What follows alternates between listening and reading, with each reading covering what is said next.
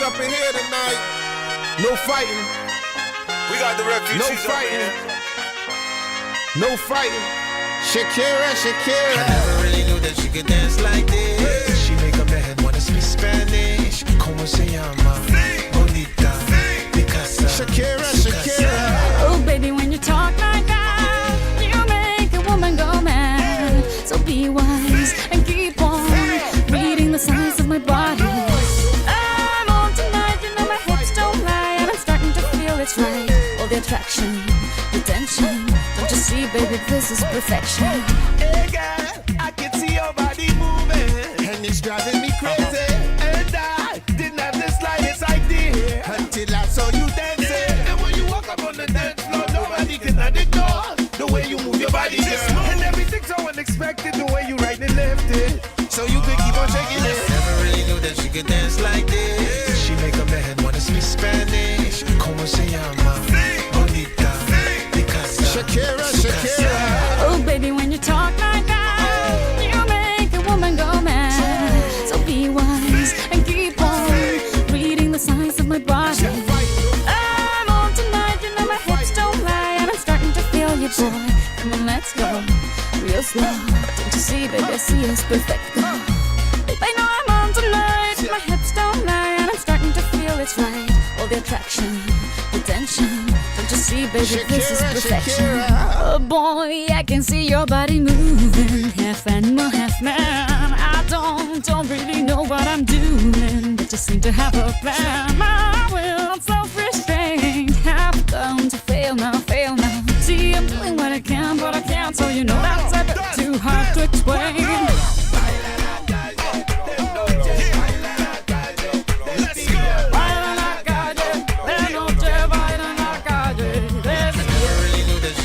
Like this, she make up her head wanna speak Spanish. Como se llama? Bonita. Picasa. Shakira, Shakira. Oh, baby, when you talk like that, you know you got me hypnotized. So be wise and keep on reading the signs of my body. Señorita, feel the conga. Let me see you move like you come from Colombia.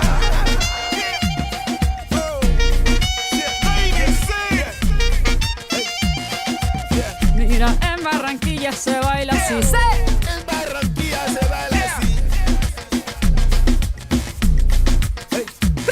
Yeah, she's so sexy, I am in fantasy. A refugee like me back with the Fugees from a third world country. I go back like when Pac carried crates for Humpty Hump. We lead a whole club dizzy. Why the CIA wanna watch? It's for Colombians and Haitians. I ain't guilty, it's a musical transaction. Boop, boop, zoop, boop. No more do we snatch rope. Refugees run the seas cause we own our own boat. I'm on tonight, my hips don't lie, and I'm starting to feel you, boy. Come on, let's go real slow. Baby, like this is perfecto. Oh, you know I'm on tonight, my hips don't lie, and I'm starting to feel it's right. The attraction, the tension. Baby, like this is perfection. No fighting, no fighting, no fighting. No fighting.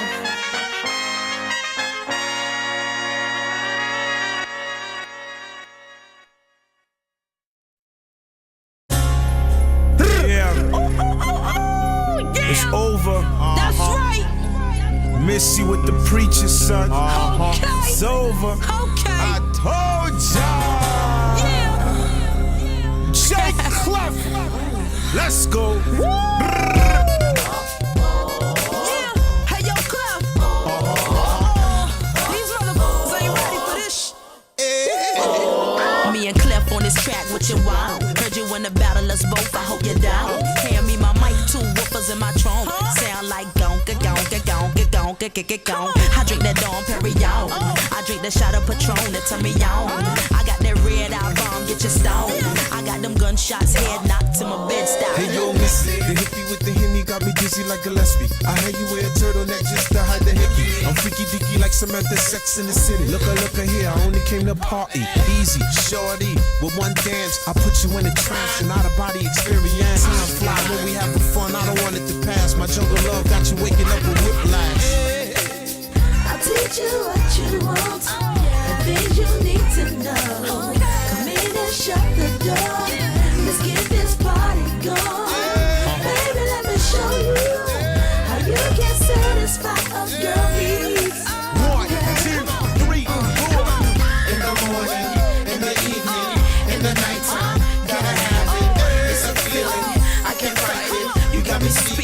another language. Oh, habibi, it's the guerra. Oh, habibi, it's the guerra. It's official, raise your glasses, cause this party gonna go to the masses. I'm Mr. International. Quand je fais l'amour, on m'appelle Romeo. That was French if I missed y'all. Y'all want Spanish, y'all? Mira amiga, buenos dias, señorita, y'all. Ichi ni san chigo no koshichi hachi. Freak it in Japanese. She love the West Indies speaking Arabic. Her man's Jewish. Mazel tov, toss it up in the bar mitzvah. Come on. I'll teach you what you want. Teach me. Things you need to know. Come in and shut the door. Let's get this party going. Baby, let me show you how you can satisfy a girl needs. 1, 2, 3, 4. In the morning, in the evening, in the nighttime, gotta have it. It's a feeling, I can't fight it. You got me speaking another language. Oh, habibi, it's the guerra. Oh, habibi, it's the guerra. It's official, raise your glasses, cause this party gonna go to Damascus. Monday, Tuesday, Wednesday, Thursday, Friday, Saturday, Sunday, gotta have it. Monday, Tuesday, Wednesday, Thursday, Friday, Saturday, Sunday, gotta have it. W-Y to the clip. Boy, I keep it realer than the on my chest. Milk does your body good. Come on, take a sip like it tastes good, don't it? Use a fine dreadlock, come on, guess. How many times Missy crushed the very best? How many on my song by Funk? As many times as Teddy Riley said, yep, did you get it? I stays on your mind like a fitted. Like, did it make you walk for cheek steaks to the city? Rough chick, dirty jeans, ain't nothing dirty. Me and Clef stepping to the mic to get busy. In the morning, in the evening, in the nighttime, gotta have it. It's a feeling, I can't fight it. You got me speaking another language. Oh, habibi, it's the guerra. Oh, habibi, it's the guerra. It's official, raise your glasses, cause this party gonna go to Damascus. Yeah, hey yo, Clef. Suck by Sid. You know I love you, girl. I see. Let's go. I got the guitar sounding like a sitar. Hold it. Jerry, what? I need some security. Call police.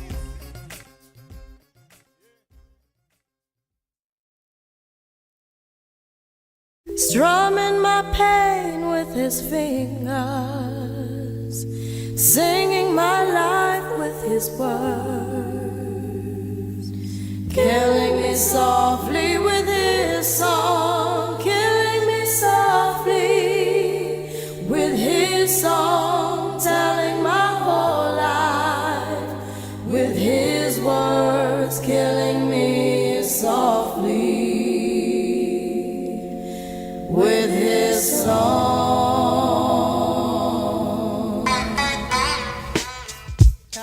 Yo, this is why Clef, Refugee Camp, Criswell, Little Bass sitting up here on the bass.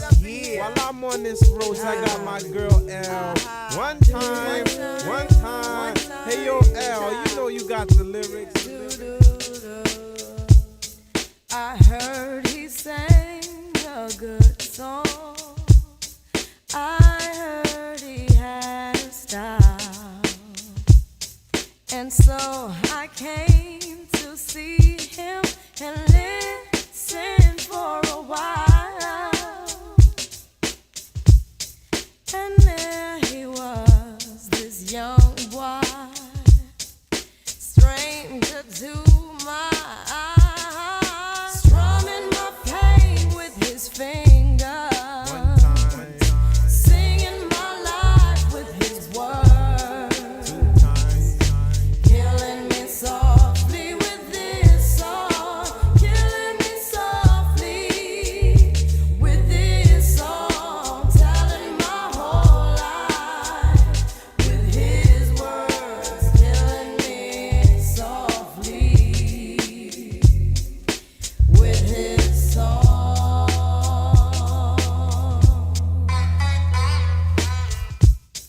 I felt all flushed with fever, embarrassed by the crowd. I felt he found my letters and read each one out loud.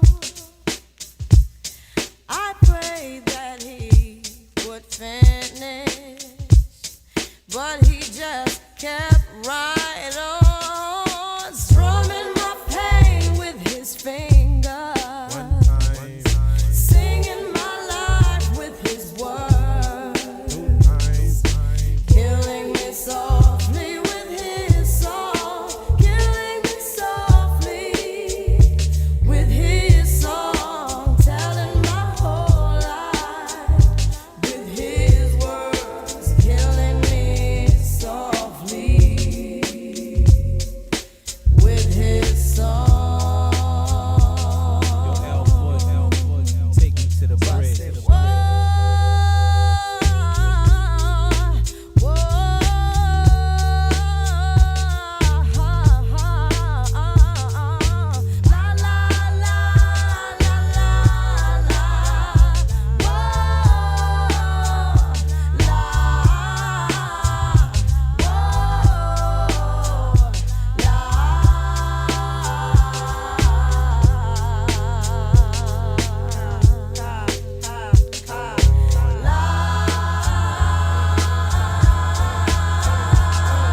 Strumming my pain with his fingers. Yes, he was singing my life with his words, killing me softly with his song, killing me softly with his song, telling my whole life with his words, killing me softly with his song. Yo, Strumming my put your hands pain. together for L Boogie from the refugee camp. You know how we do it. Wyclef Croswell, my man Little Bass, Jerry one time. This is how we This is Icon Radio.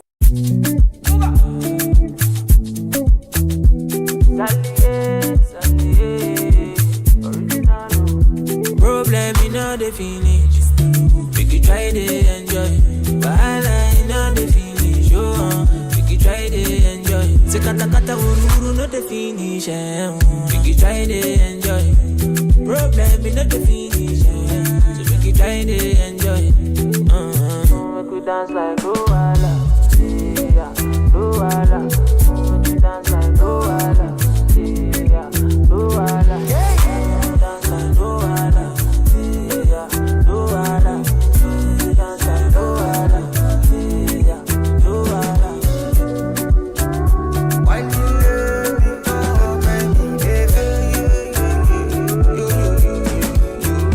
Problem, you know they keep pressing. That person keep pressing. But all I see finish. That person that blessing. Problem, you know they last forever. Make you try to enjoy. I walk up from Pelham Mujet to Apollo Meta just to find a mentor. Now who talk they hear what? Now who watch they fear God?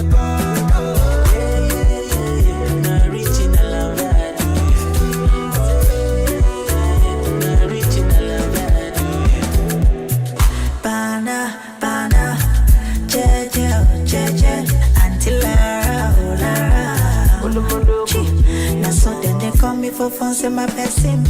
Don't give it person, belle uncle. How will they consign me? How will they consign me? I don't know. Problem in no the finish you. It choke you. Sapana, you be the best friend. No, sure you don't know. Problem we know the finish. We could try to enjoy. While I know the finish. We could try to enjoy. Se kata kata uru no the finish. We could try to enjoy. Problem we know the finish. So we could try to enjoy. We could dance like Luala. Yeah, Luala. We could dance like Luala. Yeah, Luala. Dance like Luala. Yeah, Luala. Dance like Luala. Yeah, Luala. Problem in the finish.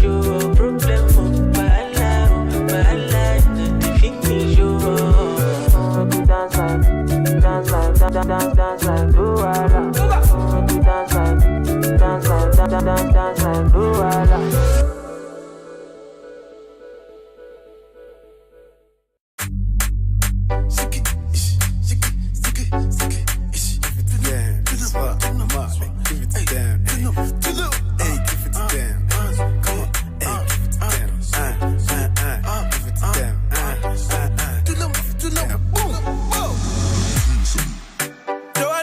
Busy body, busy tonight. Mad, Joanna, making all the dummy tonight. Joanna, your busy body giving me life, oh, hey life, hey. Why you do me like Joanna, Joanna? Why you do me like Joanna, Joanna? How you gonna do me like Joanna, Joanna? Hey Joanna, hey Joanna. Joanna, ay, ay, ay. Hey, how you gonna play me like Drogba, ho? How you gonna do me like Drogba, ho? Oh, DJ Drogba, ho? Hey, DJ Drogba, ho? Joanna, your busy body, busy tonight. Mad, Joanna, making all the dummy tonight. Joanna, your busy body giving me life, oh, hey life, hey. Why you do me like Joanna, Joanna? Why you do me like Joanna, Joanna?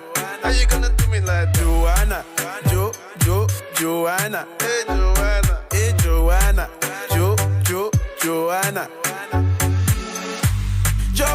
Joanna, why you do me just like that? I go give you all my loving. Love me too, I love you back. Joanna, you be the man, damn sugar. Oh, hey. Give me your goodie bag, I want your goodie bag, baby. Mad. Give me your goodie bag, I want your goodie bag, baby. Big package, hey. How do I manage? Hey, you gon' make me turn savage. Hey, body cause damage. Hey, Joanna, Joanna. How you do me like Joanna, Joanna? How you gonna do me like Joanna, Joanna? Hey Joanna, Joanna. Ay, ay, ay. Hey, how you gonna play me like Drogba, ho? How you gonna do me like Drogba, ho? Oh, DJ Drogba, ho? Hey, DJ Drogba, ho? Give it to them, it's up. Give it to them, hey, give it to them, good. Give it to them, hey, give it to them. Hey, give it to them, jeez, hey, give it to them.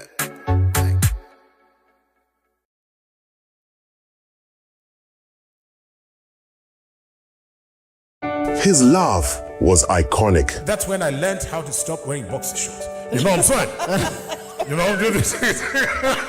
His personality was legendary. No, to be fine, you're fine. Yes.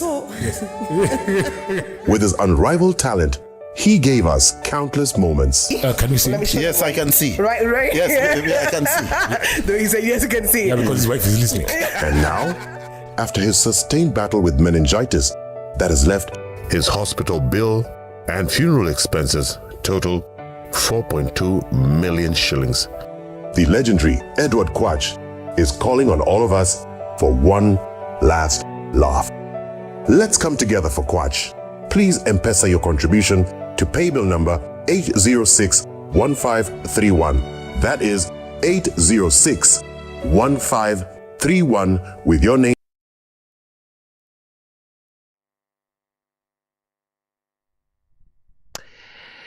Good morning.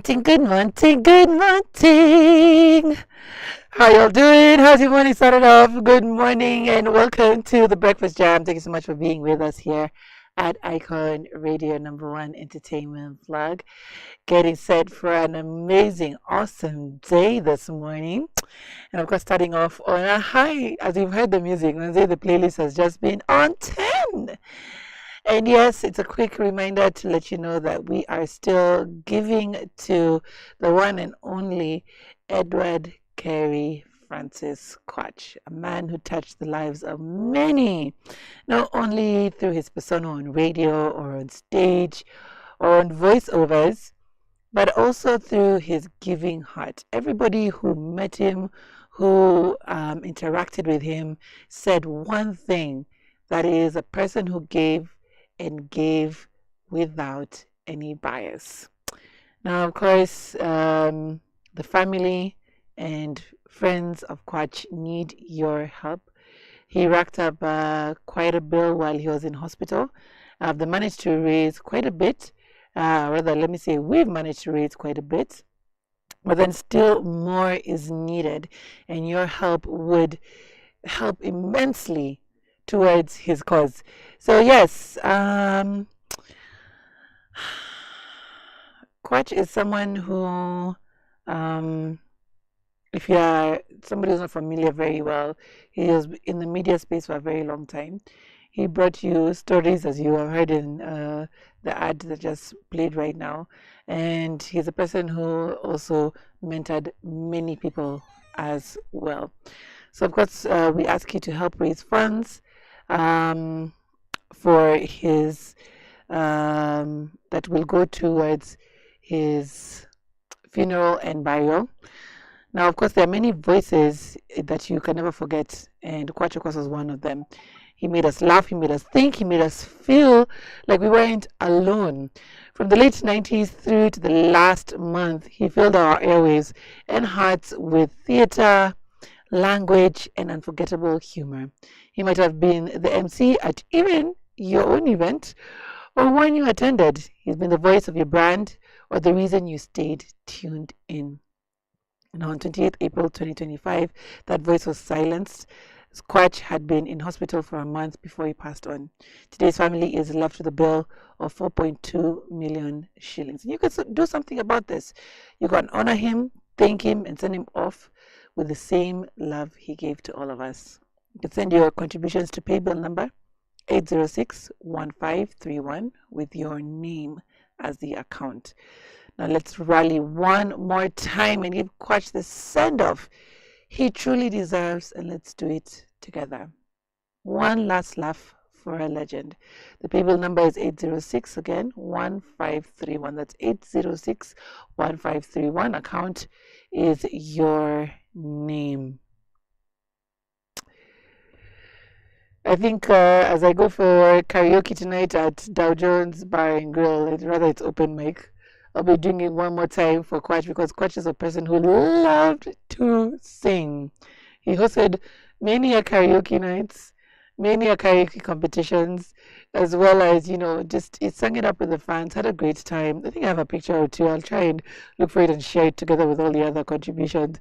But yes, again, he is one person who you could not miss in any room, but we'll surely miss him right now. A great voice has been silenced, but he'll forever remain in our thoughts and in our hearts. All right. Moving on, we had some great music starting off the show. I think you've seen a trend this morning.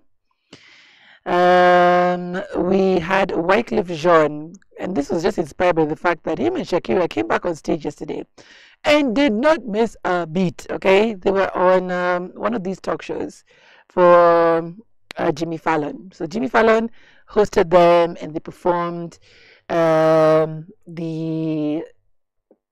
song Hips Don't Lie. So we started the show off with that because Shakira just does not miss a beat. Like, listen, she's of a certain age, okay, but her body has not betrayed her at any point. So yes, you were listening to Hips Don't Lie, Missy Elliott featuring Wycliffe, Road to Damascus. Oh, I love that song as a vibe. Fugees Killing Me Softly. Now, why were we featuring Wycliffe Jean? Because he is a great producer, he is a great writer, as well as mentor. He was one of the Fugees, one of the, true pioneer hip-hop and R&B groups.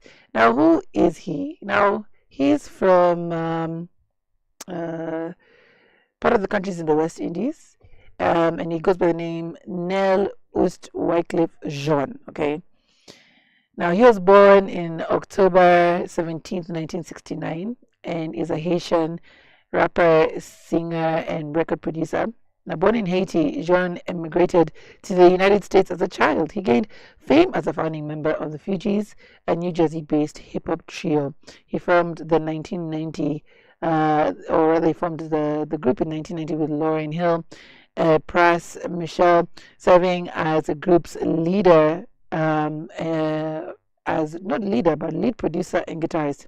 Now, their second album, The Score, who can forget The Score, which came out in 1996, became one of the best-selling albums of all time. Following the Fugees' success, Jean launched a solo career with Wycliffe Jean Presents The Carnival in 1997, which featured the Billboard Hit 100 Top 10 hit, Gone Till November, and many, many more. Who's your favorite artist? Who do you like to listen to? Let us know. In the next hour, we'd like to get in your requests on +254 788 380030. Now, I'm excited galore because today is what? Adulting Thursdays. We're all about everything that has to do with ourselves in terms of just moving past issues and day-to-day things that affect us as adults, as well as, of course, some of the rejoices. We're going to be having an amazing guest in studio. A lot of you, if you're, of a certain age like I am, okay, I'm not going to be saying words, but if you're of a certain age, you will remember her because she made a mark in a remarkable way. She has a new book, a new poetry compilation book out. She's going to be coming in the next hour, so stand by for that. In the meantime, let's go back into the music as we continue to show love for Africa and, of course, the rest of the world. Keep me here on The Breakfast Jam with me, Myra Maloba.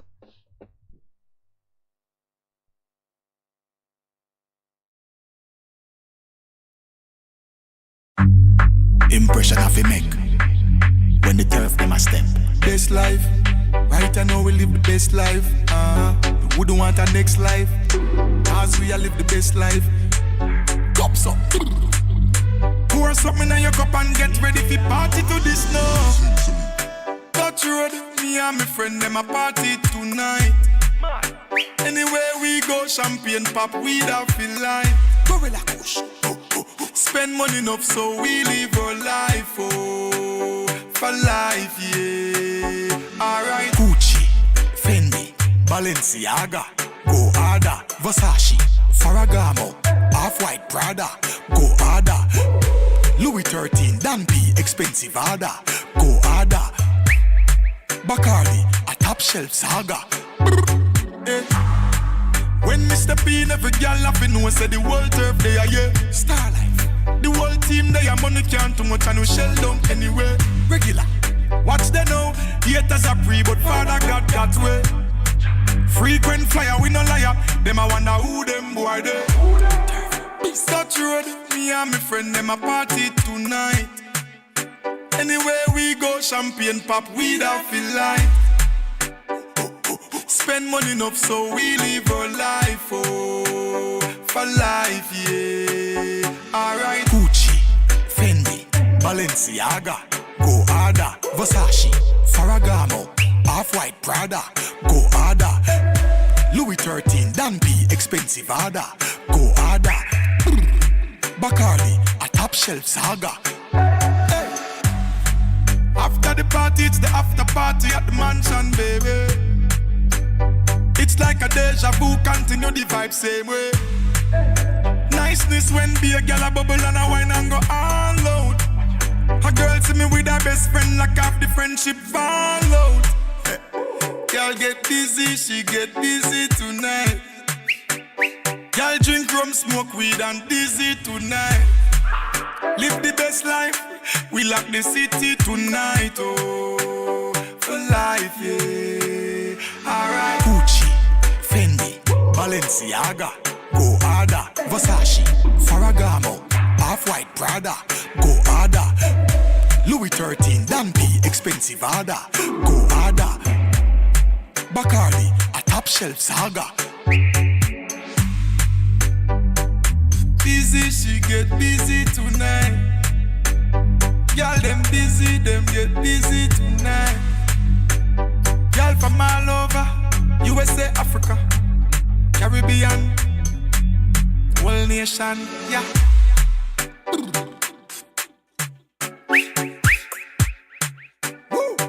VK, them want know.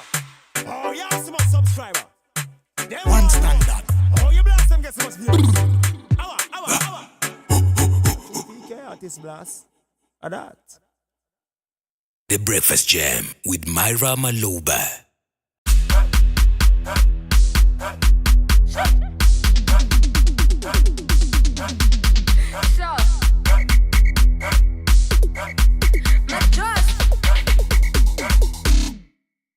Unajifanya hunioni labda mini John Cena. Ulinifanya mfungwa wako labda mini Madiba. Sina plan, sina cash, hata pesa misina. Hendo manu nanititi kama nikuibia. Lakini mimi nimekupenda though. I don't know why you treat me like a criminal. We were just together though. On the same line, why pressing into though? Some man I act rough like John Cena. Some man I get buff like John Cena. We used to be cool when I used to come through. Now you wanna act tough like John Cena.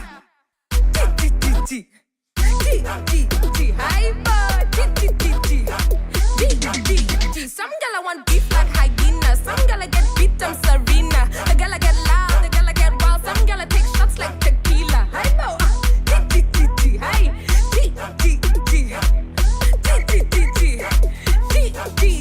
unajifanya mwalimu wangu labda we ni Nyerere. Nanfundisha kutulia labda huna kelele. Takareka na Belinda hata mimi mwenyewe.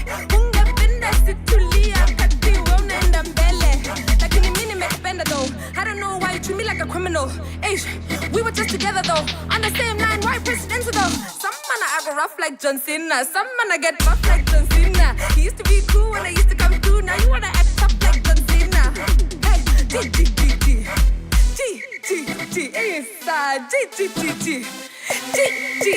Some gala want beef like hyena. Some gala get beat like Serena. Some gala take shots like tequila. Get it down. Hey, bo.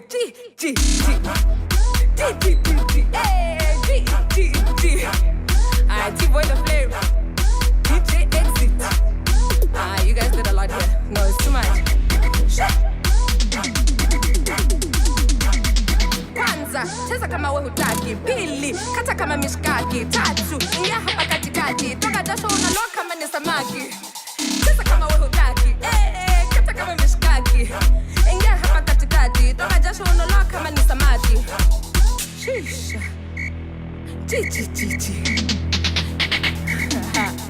Get it? Some man I act rough like John Cena. Some man I get buff like John Cena. You used to be cool when I used to come through. Now you wanna act tough like John Cena.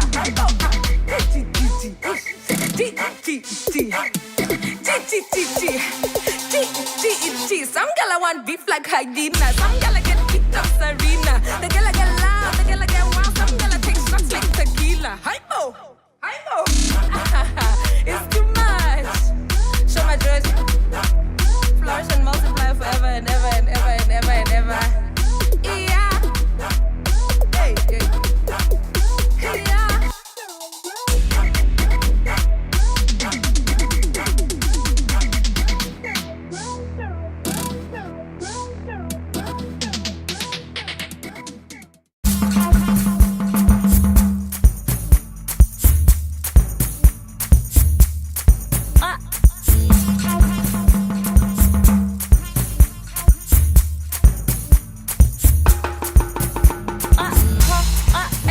Ones and twos, put him and the kululi ooh. The driver could crack again, not dog. The man's is pongo, the chickeles and jenge sondo to the hours of 3s and 4s. No time for pause. Her Majesty, the Queen, Royal Highness, hard rock. Her Majesty, the Queen is in the booth. Come to the dance floor. My name is. My name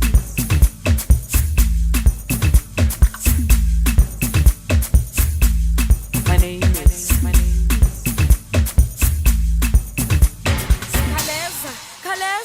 Yapeli goma kaleza. Yes, the night is young, but it won't last forever. If you know you're a diva, you're so representa.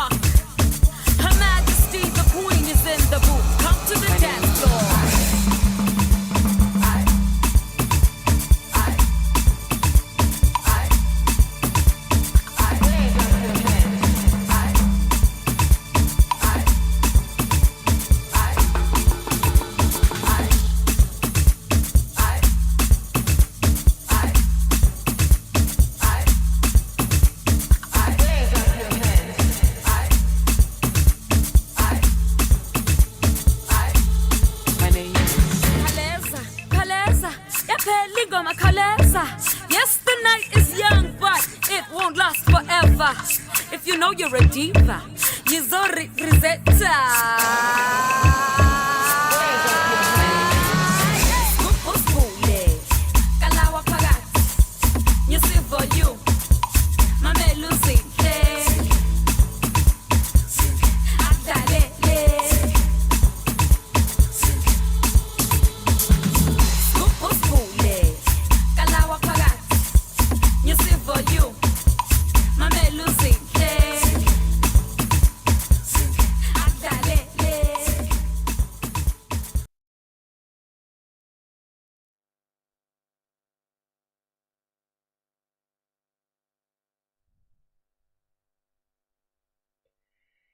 That was, I haven't even heard that song in a long time. Busiswa DJ Zindle with My Name Is. Also had Shoma Josie with John Cena.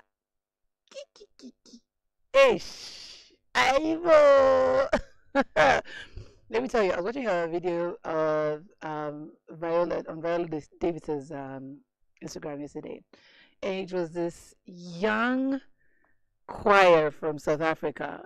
And the voices that came out of them, the fire, the passion, my word, I was so engrossed. It was so palpable just how much they emanated while they were singing. It was amazing to watch. And I've always just loved just South African culture, South African music, because it just carries so much history, so much authenticity. They have stuck to their sound, and even when they discover new sound, they go heavy on it. Like, it's amazing to watch and hear. And now Amapiano has taken over the scene, like literally across the world. Well, after Afrobeats, because Afrobeats now has truly taken over the world. But yes, it was amazing to watch just South African kids still taking on what their parents have always been doing and just carrying on that culture and that heritage. I love it. This is the Breakfast Jam. If you just tuned in, we're going to be having an amazing show because it's what? Adulting Thursdays. Yes. Where we get to the heart of the matter of things, and there are no holds barred when we are vibing this morning. Right, guys, talking about adulting things. Gosh, you know, you get to, again, a certain age, you have given birth to kids and your body is just not the same. Not only just at your about weight, but even the movements, like your knees over there. Just over there. As you're walking. Elbows are doing the same thing. Literally, your back is always in pain. So I decided, I was like, you know what, I'm done with this life of, you know, not being healthy. Let me go back to the gym, because let me tell you, I actually love the gym. I love workouts. So long as I'm not running, you know, I'm lifting weights, I'm doing, you know, your sit-ups, your like on, when is it, on Tuesday, after years of not being in the gym, or because doing a few home exercises here and there. But my God, let me tell you, I am now walking like a shush. Knees pain, thighs pain, back, my God, I did like I haven't slept for the last 2 days. I am cursing my trainer, but I'm taking myself back for punishment today because one, I've paid for the membership, and two, I just have to see this thing through.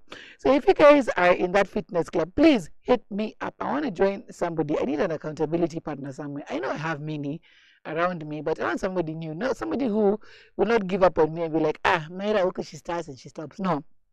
I need a new accountability partner. And if you're over here, a trainer, also hit me up, holler at me. I'd love to work out with somebody, just somebody totally new. As long as, you know, you keep it kosher, we're good to go. I would love to also know your diet hacks, your diet tricks, because I just keep on looking up and saving, looking up and saving. And the last time that I tried this out, it helped because I actually did have an accountability partner. She showed me how she was portioning her food, blah, blah, and it actually helped. And she was always checking on me every day. I don't think she has that energy anymore because I stopped. So yeah, I need a new one. So hit me up. WhatsApp number +254 788 380030. Now, of course, we need to be looking at how the weather is looking like today morning in major parts of Kenya. And as we are looking at the weather, let me know where you're listening to us from. For Nairobi, 19 degrees, mostly sunny, humidity at 75%, going up to highs of 24 degrees later on today. For those in Mombasa, it currently sits at 25 degrees and it is at humidity 86%, going up to highs of 27 degrees later on today. Also looking like it's mostly cloudy down by the coast. And for those in Kisumu, it's currently at 22 degrees. Humidity is sitting at 79%, going up to highs of 27 degrees later on today. Also looking like a cloudy day down by the lakeside. But no matter where you are, no matter the weather, you'll always have a great day with Icon Radio. All right. Moving on, simply have to take a quick look at the news making the headlines this morning. Again, I'd love to get you guys to changia. Our comment section, chat section is open. Politics has been politicking. It has been interesting. Yesterday, I saw DCI post up the picture of the person who may possibly, allegedly be linked to the murder of the Homa Bay MP. And it was, you know, scary to see the image because he looked like a prominent, very prominent person, you know. It just, the scary part is you don't know who has a target on your back. You know, you're moving around, you think you're boys with somebody, or just somebody just decides they're not with you anymore, they're not feeling your vibe anymore. And they decide, off with his head. So the DC has shared a picture. I hear even the guy who was on the motorbike who rode up next to the car also has been identified, and I think it was running Kayolo or something like that. So clearly there's no way to hide for culprits of murder nowadays, allegedly, if they're the ones. But yes, the case, the crackdown on the case is happening pretty fast.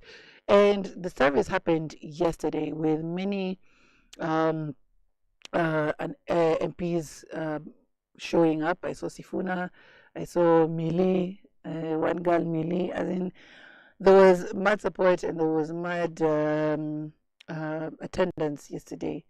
But of course, the rest of the Kenyans are, mixed reviews because of what has been revealed over the last few days after the news came out that he was murdered in the Nairobi streets. But going on to the Daily Nation, we have page 7, lawyer missing banker and 1.5 billion Equity Bank heist. Lord. These bank heists have become many. There's a hole in the system somewhere. Anyway, we also have on page 14, KNH surgeons, 7-hour breakthrough operation on amputee. We have in bold, mystery of call to MPs guard before killing. So in red they say murder, 2 guns seized during city raid to undergo ballistic tests.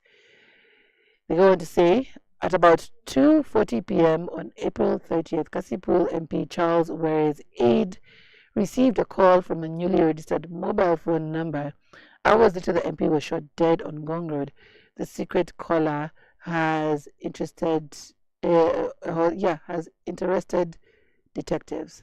That's on page 2. Again, as Facebook detectives, I kept on saying to people as we were commenting about this whole thing, like, and you've seen these MPs move. They move fast on the roads, okay? They're always on guard. Like, they literally stop people in traffic so that them and their bodyguards and their entire entourage are able to move past traffic pretty quickly for the sake of their security. So to be standing at a light, okay, at night, why? And then when somebody, like a border approached the car, like, and then somebody got off that border, like, there weren't like red lights ringing, like there weren't like, it doesn't make sense, right? And I was saying it kind of looked like it was an inside job, but these are just, again, FBI detecting, but it just doesn't smell right. There was something that led either a member of their team to be part of this scheme. That's just, again, my opinion. I'd love to hear yours. +254 788 38 0030. But not only that led us to think that, it was the fact that he was accused of so many things. Like, the stories that came out were really harrowing, and probably there was a plot all along. It just, he wasn't aware, Again, I'd love to hear your thoughts. Hit me up also on the YouTube comment section. Do you think it was an inside job? Do you think the people within his camp helped plan for his fall? We also have on The Nation, Kangata on the spot after staff posed as air crash victims' relatives. Yikes, that's on page 3. That Murang'a Governor Irungu Kangata, a lawyer, represented some relatives of people who died in the March 2019 Ethiopian Airlines plane crash. It secured them compensation is not in question. However, one questionable move has come to light, and it is troubling. So if you want to read more on that, you got to get The Nation today morning. For The Standard, we do have as the headline, lies getting bigger. You know the standard usually just has no love for this person, like no love whatsoever, and they just put it there out there in bold. They're calling out the lies, and I'm guessing you're already guessing who it's about. In red, it reads out outrageous. President William Ruto's claim of a meeting, or rather meeting a man who died in 2017, was yet another eyebrow-raising entry in his growing anthology of alternative facts.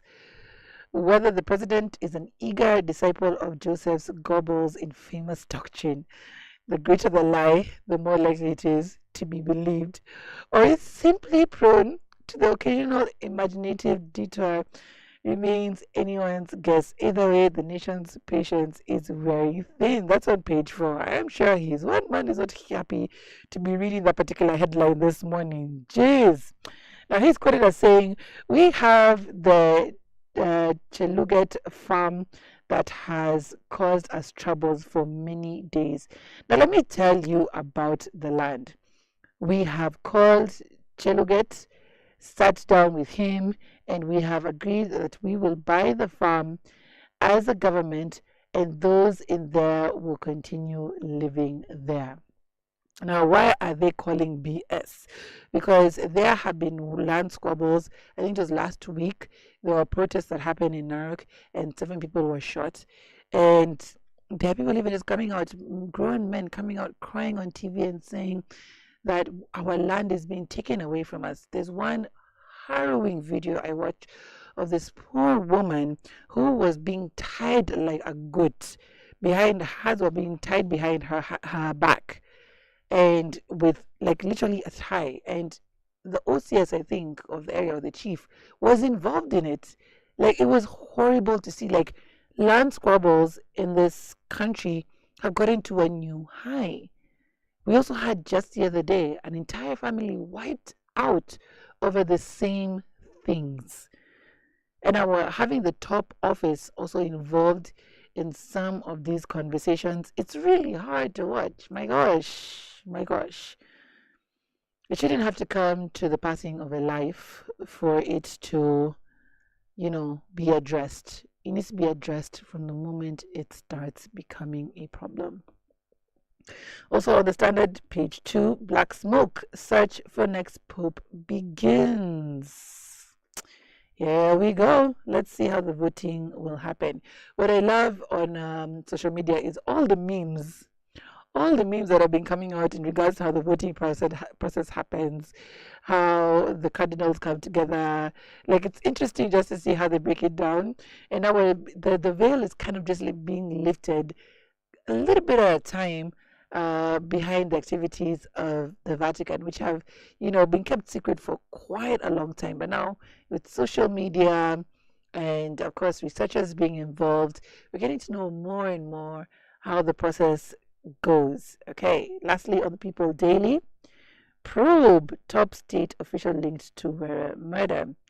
That's on page 2. Now, arrested suspect associated with influential figure in office of the president. Again,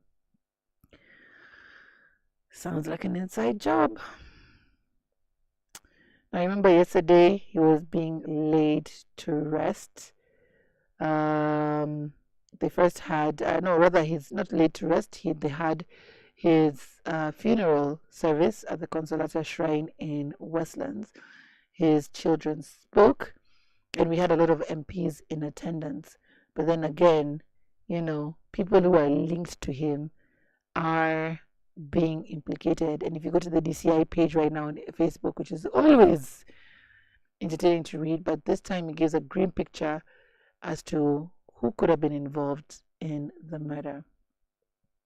We also have on page 14, crime. 104 people were killed by police last year.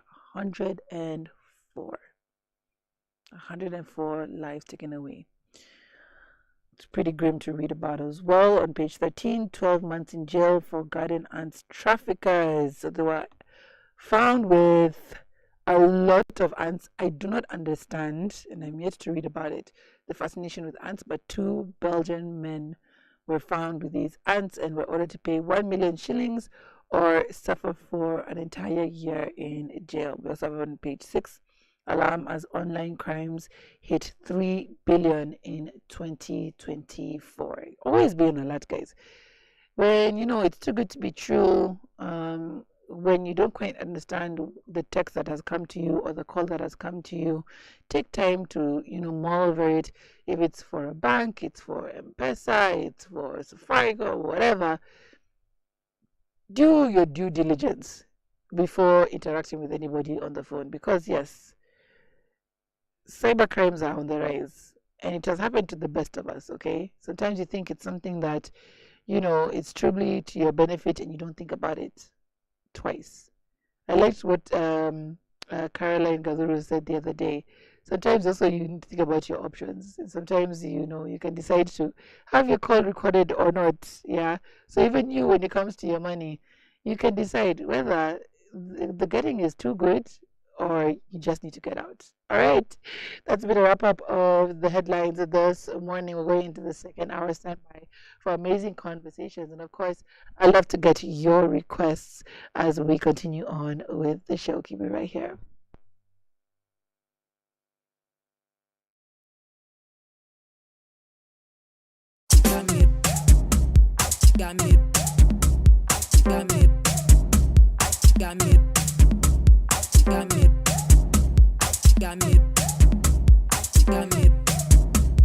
Bottle of Jameson in my hands. In my hands. I don't have no plans. I don't have no plans. There goes my BBM. A BBM. DJ Kanyani and some friends. Oh wait, Shibango.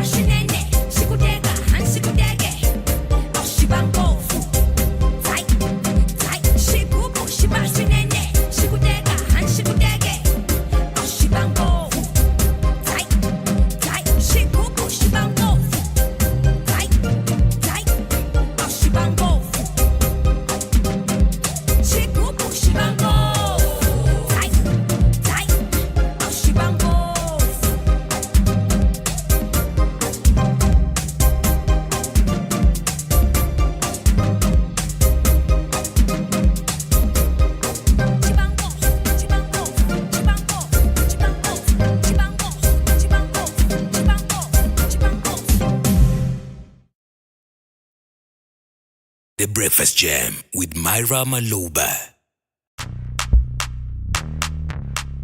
Yeah. It's off for the money about come on my way. Go. Obi Antone Coalition. Obi Antone Coalition. Yeah, be Obi Antone Coalition. What else? Code. Obi Antone Coalition. Obi Antone Coalition. Obi Antone Coalition. Code. Memma woni pe bi embu abonfia ahopo pro mo yenyi na bo huntia oye wotam fo ja no manimvia yambu amu amunsi na bumpia se wo pe mo ani o menyi na edi na nyame ya wakano ne bebe mo se wo ma unsa swabi ponyi na tutu so my party don't lose God can walk my door everybody singing hallelujah. Hallelujah. Everybody singing hallelujah. Hallelujah. Make me sing, oh. Oh, yeah. I say, happy sing, oh. Oh, yeah. Namufisa me shiase. Me koya masamba. Che. Aho kire kakra me fa munti ne wo mo se ma wai me ni dama. Woni na ewu no. Namufisa me yesanseni. Hwe. Uhumi ana wo ye ma show afede we ni bo me so pena wo se hwan poni na na nyame ne nsa no afede wo humi tutu mana mo se me ye jonki ne sabu su bu kebi shame on you too afede me hu se me makobole yonki hwe no hwe ne mu se monkey if I check I dey say you dey hungry why you yanka wo da social boski me wu ye de na na nyame te ase wo ne menye pe wo bia ne viase mana me da bench so wa fla wo no wo bia for handkerchief from the pemeni ase se wo pe mo ani o menyi na edi what else na nyame ya wakano ne bebe mo we wo ma unsa swabi ponyi na tutu so my party don't lose God can walk my door everybody singing hallelujah. Hallelujah. Everybody singing hallelujah. Hallelujah. Make me sing, oh. Oh, yeah. I say, happy sing, oh. Oh, yeah. My win me 10 years, me wanka way back. My floppy, this be my payback. My enemies if for they God, men care so I don't want to disobey God. My try some of them me to prison. Wabra money particular reason. Mojo me home, me need to go for your meeting. Fatu wasum, I don't wanna be repeating. Yamina bomb me home by Timunya Foko. Money no be problem. I don't need me motto to any shame when I'm many. Let me shot to member ninja watching I don't know. When I was boss run as in a munya mentina ya frawo adonai. In your mawaya mami ni me bush ya funa so many be brenti I won't lie. Una wo boss run as in a munya mentina ya frawo adonai. In your mawaya mami ni me bush ya funina. Body. If she run away, she me man never miss ya. Say body. Me wuri ya me infanda wasireje. Baba body. Why am I gasya me da siyeje? Baba God, Baba you be too much, Baba God, Baba you be too much, Baba God, Baba you be too much, Baba God, Baba God, Baba God, Baba God. Say wo pe mo ani o menyi na edi, na nyame ni awakano ne bebe mo. Say wo ma unsa swabi ponyi na tutu. So my party don't lose God can walk my door everybody singing hallelujah. Hallelujah. Everybody singing hallelujah. Hallelujah. Make me sing, oh. Oh, yeah. I say, happy sing, oh. Oh, yeah. Hey.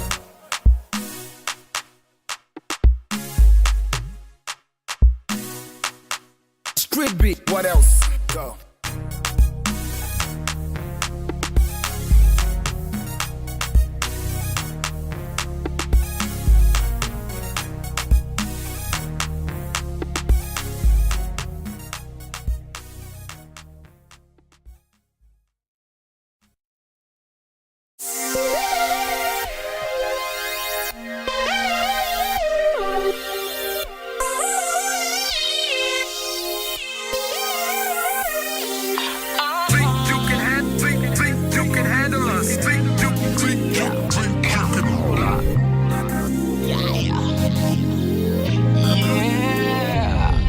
Riding in them ghosts, smoking in the loud. I don't see nobody, I don't hear nobody. Listening to Moolah, thinking of my Moolah. Easy on my feet, yeah, and daddy. Yeah, I pray for blessings, young G, making big pop. Yeah, my mama told me never stop, never delay. I'm steady on my grind, I got this deep inside me. Music flowing deep inside me. Man, okay, I'm out here trying to function cooler than I once was. Cop it like it's nothing, winning the side of the compass. I'm passing it with honors. Now we're eating lobster.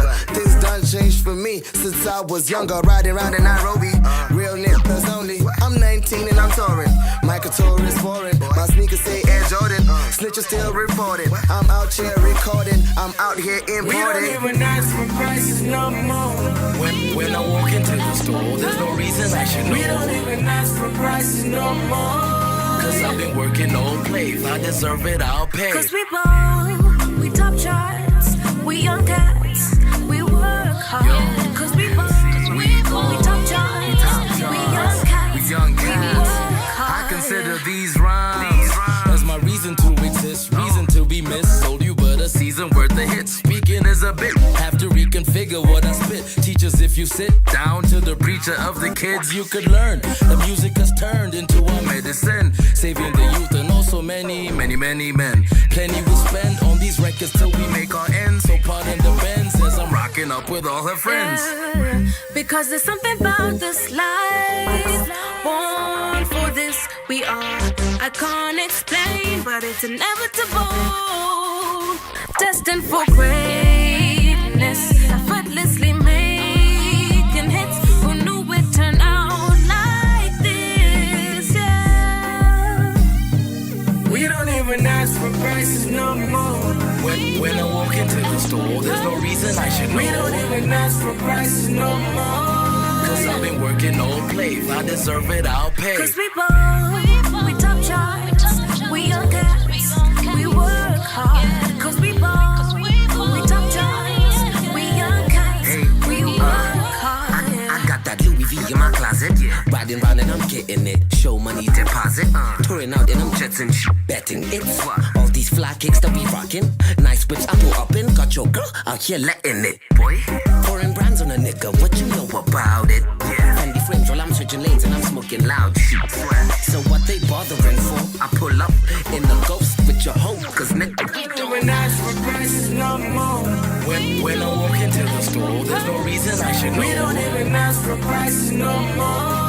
Cause I've been working all play. If I deserve it, I'll pay. Cause we ball, we top charts, we young cats, we work hard. Cause we ball, we top charts, we young cats, we work hard. We don't even ask for prices no more, no more. We don't even ask for prices no more.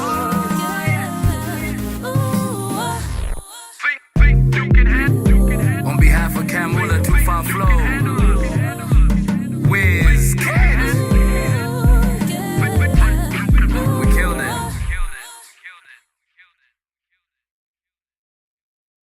This is Icon Radio. Abas, Chihuahua, Bandukuteche.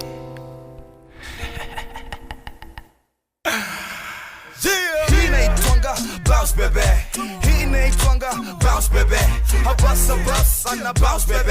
Manduku DG, and a bounce baby. Ayo, Chihuahua, and a bounce baby. Come on, you need another home piece of product. Come on, do this, aka, come on. He ain't twanga, bounce baby. Sikapuka, Chihuahua, na a bounce baby. Mnashtuka, msistuke ni story na kupa ya dem na kumbuka. Na nanesh miseto, kunipigia kila matime kwa Nokia. Mpaka nasikia ni kama ndanukia. Hello, Abbas ni mimi walalo.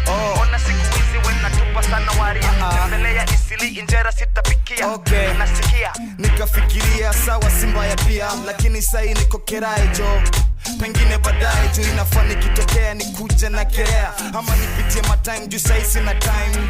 Na sijui kama unaweza time Mama tufanye next time. Baadaye tapitia baadaye. Tapitia baadaye. Tapitia baadaye.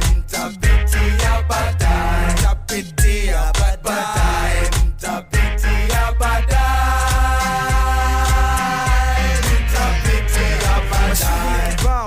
unanipitia mtaani angalau tafadhali usikasahau ilikuwa ni saa 7 mzee nilikuwa ubao nikadish fish upishi kata sia big sis kachia paka mifupa na mabakshish kuingia kwa choo ati ndio nikate wait nikapata missed call na ingine ina wait. Hello, Chihuahua ni mimi walalo. Mbona siku hizi wena tupa sana waria. Tembelea isili yenjera sitapikia. Hanasikia. Yes, sasa wenda kupitia after 2 hours. After kubonga kapitia museum. Nikaseti moja yangu na ya pedi aliniuzia. Kakuwa niko wazi, masaa ya kachambari mzee atwende kazi. Baadaye tapitia, baadaye tapitia, baadaye tapitia, baadaye tapitia, baadaye tapitia, baadaye tapitia, baadaye nikadecide kwenda kucheki walalo. Pia mimi nikadecide kwenda kucheki walalo. Oh, tukagongana kwa mlango. Vipi Chihuahua? Vipi ya basi? Kubafu umekam kudu. Na we umekam kudu. Si nimekam kudu chenye umekam kudu. Kwa hivyo tudu. Si tungevua njumu tuingie kwa nyumba juu story ni ngumu. Siwezi vua njumu socks zangu ni chafu. Kwanza zina shimo itakuwa ni aibu. Kabla jamaliza walalo alifungua na kusema karibu. Na singe karibia juu alikuwa na chali mwingine anamkatia. Sasa sikia, sini mafala pia. Twende tutafute madem mwingine pia. Baadaye tapitia, baadaye tapitia, baadaye tapitia, baadaye tapitia, baadaye tapitia, baadaye tapitia, baadaye tapitia, baadaye tapitia, baadaye tapitia, baadaye tapitia, baadaye tapitia, baadaye tapitia, baadaye tapitia,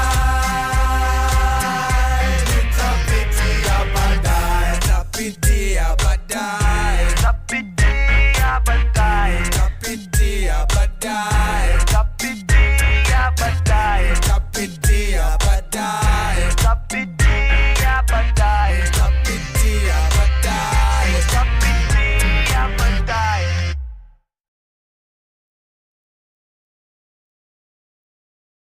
His laugh was iconic. That's when I learned how to stop wearing boxer shorts. You know what I'm saying?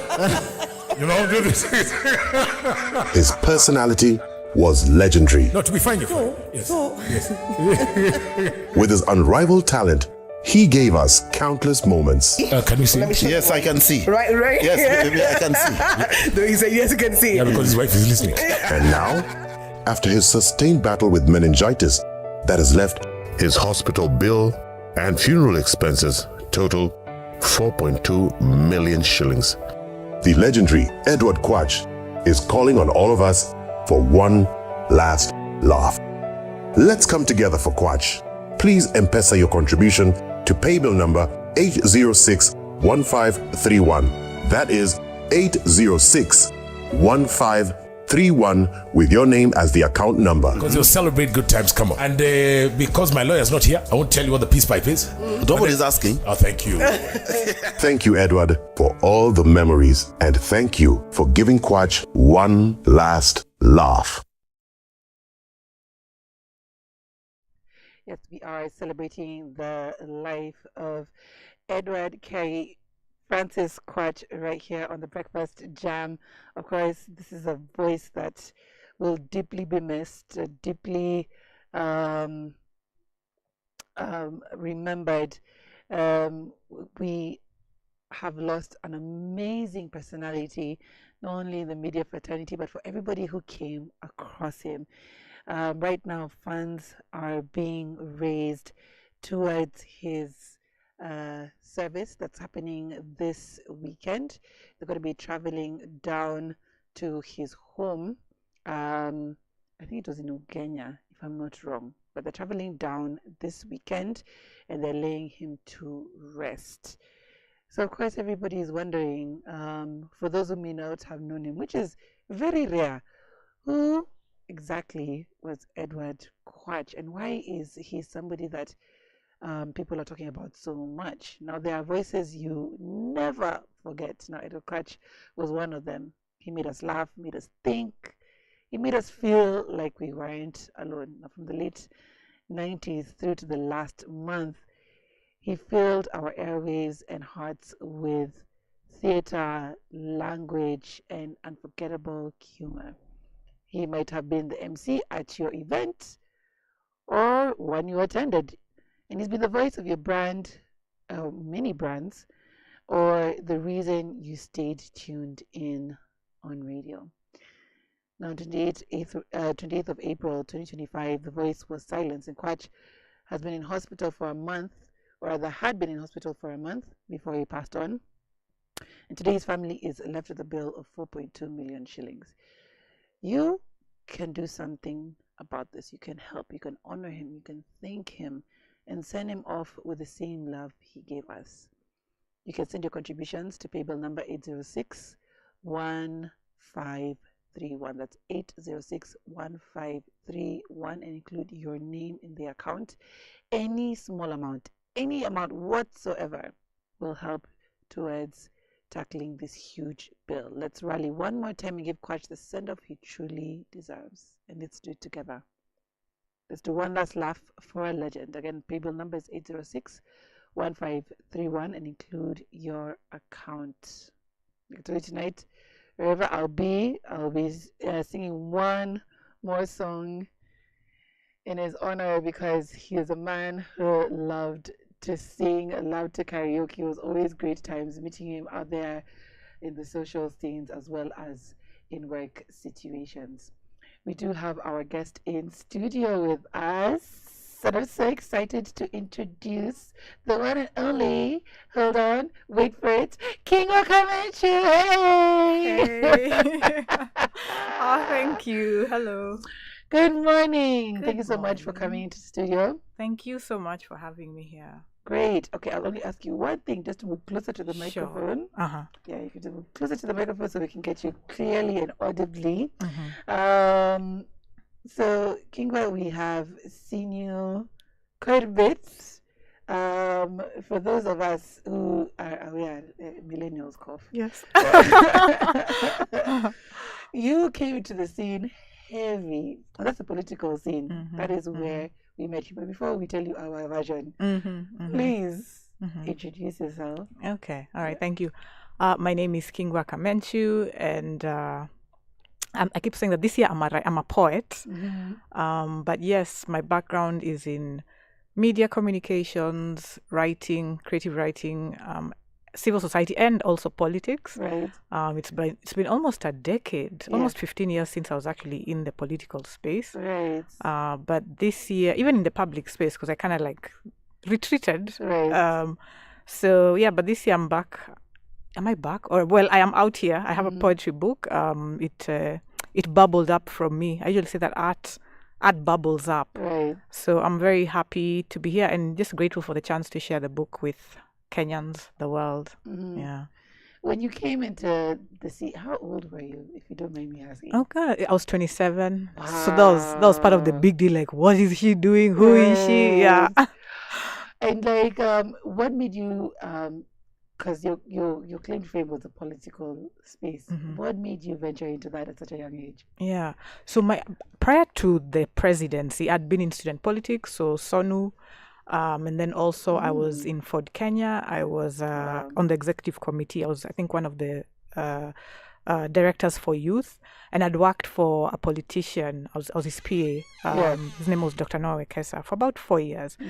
So having been there and seeing the, like, kind of like connecting the threads of the dysfunction, I realized that something more was needed. And then also that particular year when I came out and kind of like declared my candidacy, right. I was studying, I was doing my master's abroad. And so where I was, when we'd go to the train station in London, we'd see like these big banners of like, biggest famine in East Africa, save East Africa, and like you see like a very an emaciated woman with 3 children. And I used to feel so sad because it was the same year, like I think just a year after the post-election crisis, right. where there were, I think, like there were about like 93 cabinet secretaries and assistant ministers, and the wage bill was crazy. So there was just all that anger of, what do you mean? How are we having how are we having famine in East Africa? How are we saying that we don't have food, yet we have so much money to pay all this? So it was just so much bubbling. And then also around that same time, or rather a year prior to that, a friend of mine had been killed, Oscar GPO. I don't know if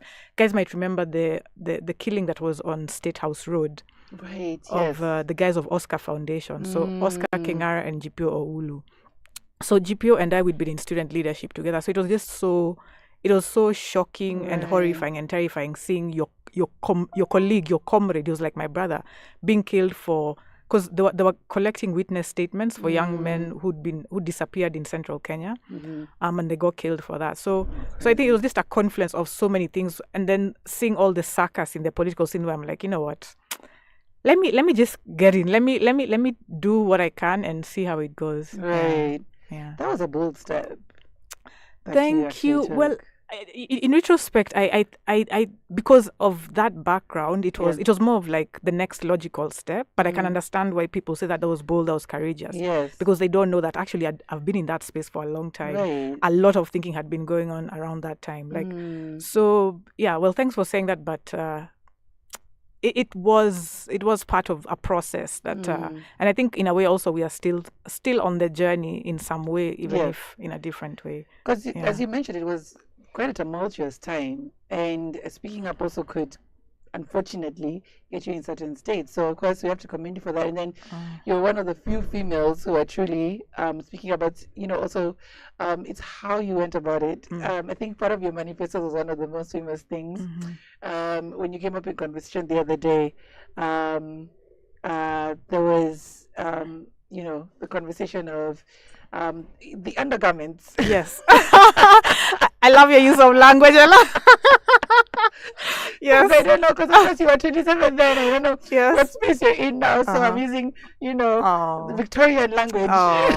The lack of undergarments, of course, which a lot of us applaud up until today. But why did you choose that in a very conservative Kenya, which we all loved? Thanks. So I think at the beginning there was a lot of excitement and like just in terms of the goodwill and even the excitement and the energy to go to start. I think when I was doing, to be honest, I had not really thought about 5 years later, and I think that's actually how I live my life. Right? Like I'm like this, I want to do this and I will do it. And there's a way in which it makes sense. Yeah. There's a way it actually makes sense. But it's when people are like, oh, so you just woke up? Okay, well, I hadn't woke. It wasn't that I didn't wake up, but I think it was a series of events. We'd had a conference on Pan-Africanism a couple of months ago, and I was like, I'd been thinking about it. But so I'm going to answer on the three. So interestingly, in the political space, the danger is not so much in coming up and saying I'm gonna run. It's more of when there's crosshairs, like maybe you're kind of attacking another person, or like that's I find that's where the danger is, because all these I've never had any threats. I've never, like, I walk around the streets of Nairobi, whatever, I can enter matatus, buses, and I'm saying this because I feel like the political space has been framed as a dangerous place, like you jump in and you're gonna get shot on the first day, and that's why a lot of well-meaning people who are frustrated, they stay away. And for me, I'm saying that, guys, let's get in. Whose country is this? Like, who's gonna clean? Who's gonna do it? Like, how long are we really going to stay in the trenches just complaining? So so then now the question of the manifesto. What happened is that I reached a point where it was so frustrating. It was taking so much of me. Yeah. We were such a shoestring operation, like small groups of people, volunteers, very little funding. And then I think also the pressure for people saying, oh, you have to walk a certain way, you have to talk a certain way, as a woman, you should not be seen with certain people, you should not, like, there was this such attempts to tell me what I should and should not do. You should not do that, kibanda, don't be seen sitting inside a kibanda, you can't be seen entering a matatu, So I think, like, there was just so much pressure that it was like I just reached a boiling point of, like, it was just exploding. Like, no, I am here as a human being. I'm not here posturing as a political player. I'm not posturing, because that's what we see in the politics. I'm not here claiming that, oh yeah, look at my what are the things? Look at how important I am. Look at how expensive my new car is. Look at my, Right. I was like saying, I came here as a human being, like being real, and that is how I have to. If I'm going to continue with this, for me to survive, I have to be real. So a big part of it was then humor. Yeah. Like just because I noticed that there was such fear, like such intensity of, oh my gosh, Kingwa, oh wow, Mashmiwa, oh, and I was like, come on guys, can we please remain human? So I think there's a way in which it was a way of pushing back of this this pedestal, this big gigantic thing of. So it was me kind of like now pushing back, like, oh, so you want us to be this serious? Wonderful. Let me give you the opposite.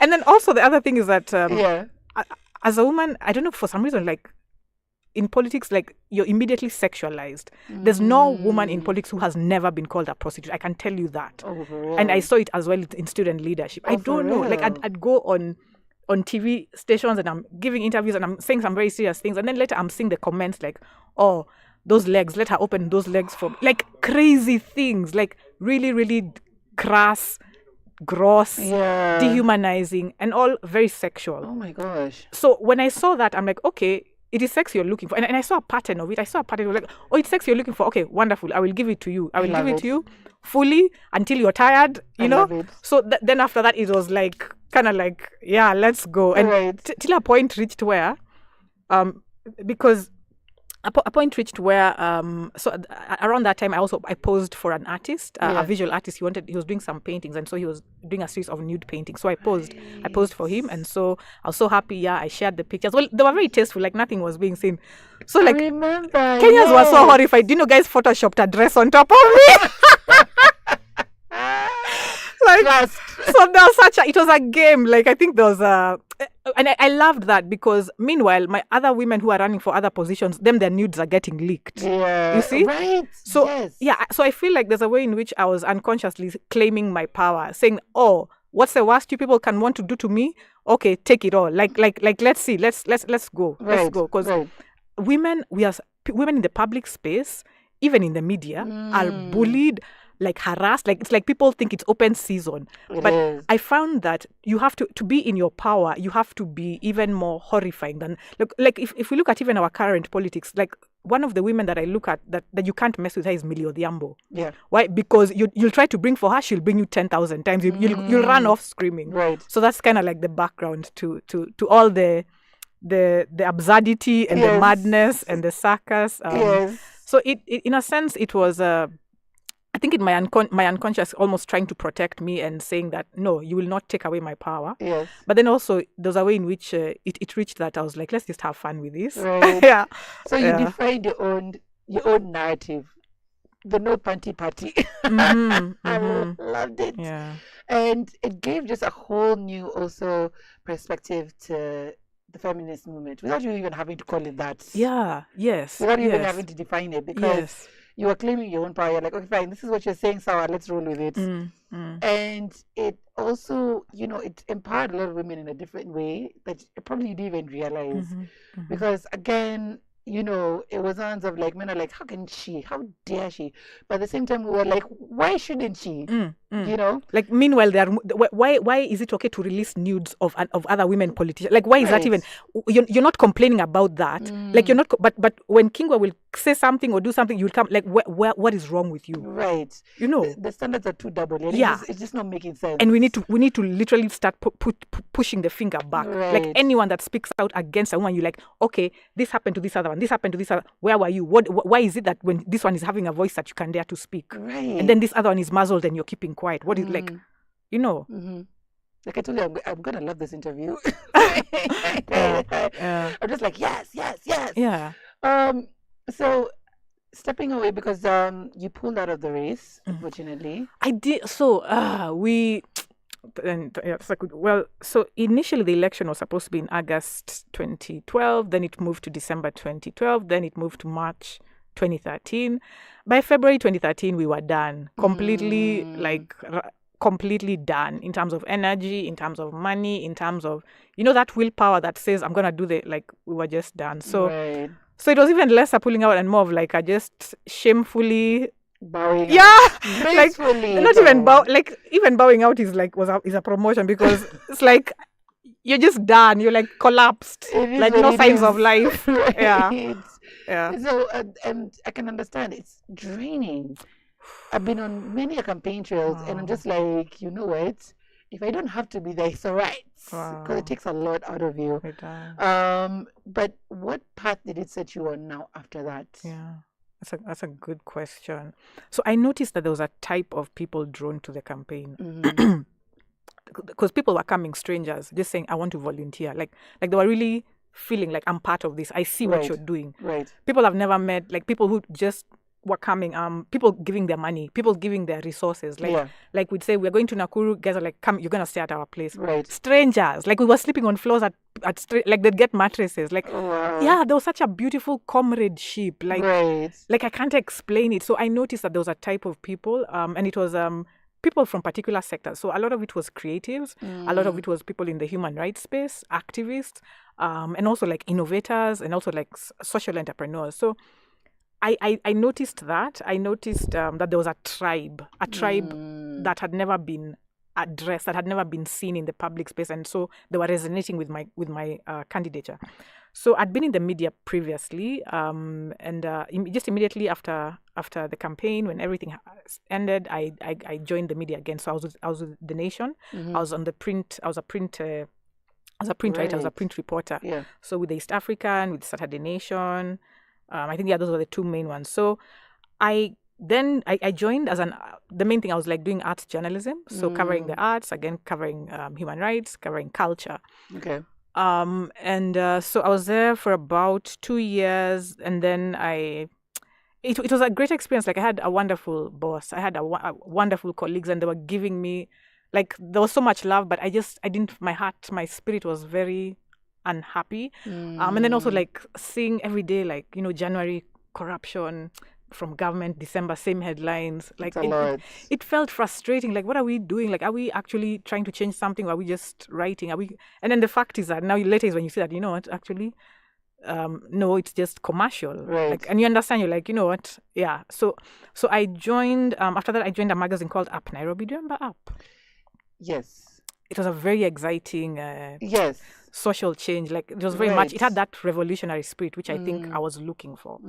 So I joined that. Then I joined civil society as a doing communications. I was involved in some campaigns like the extrajudicial campaign against extrajudicial killings, campaign against election injustices. Then I later set up my organization. So I set up Black Star Media, which is a communication firm. Okay. And what we try to do is to spotlight now these types of the visionaries, the change makers, the tribe that I talk about. And because I noticed that in the mainstream media, they weren't getting the microphone. Like there's so many brilliant people in this country that don't often get the microphone. Yeah. And so there's particular reasons. So access, knowing how to get there, and then also capacity. So a lot of change makers, they have big hearts, but they haven't organized themselves in terms of what they're trying to do to be sustainable. So like you'd find in the informal settlements, like women human rights defenders, like literally doing everything out of their own pocket. Right. Like they hear that a child has been raped in this household, then like the parents have been bought off by the perpetrator, and then they literally take themselves and say, no, we have to get justice for this. Then they get attacked. Like so, Yeah. but you see now, because there's no support structures, they're not doing it from organizations. So that's a challenge. So apart from the communication firm, I'd set up a capacity building organization, a nonprofit called Culture and Communication in Development, to help with sustainability for such groups of people. So that's generally what I've been doing. Yeah. I feel okay. I'm a bit hard on my. I don't know if it's hard on myself. No, I don't think. Honestly, I don't think it's hard on myself. I feel like there's so much to be done. Right. And barely scratched the surface, but it's still something that I think is important, and just keeping on journeying time after time after time.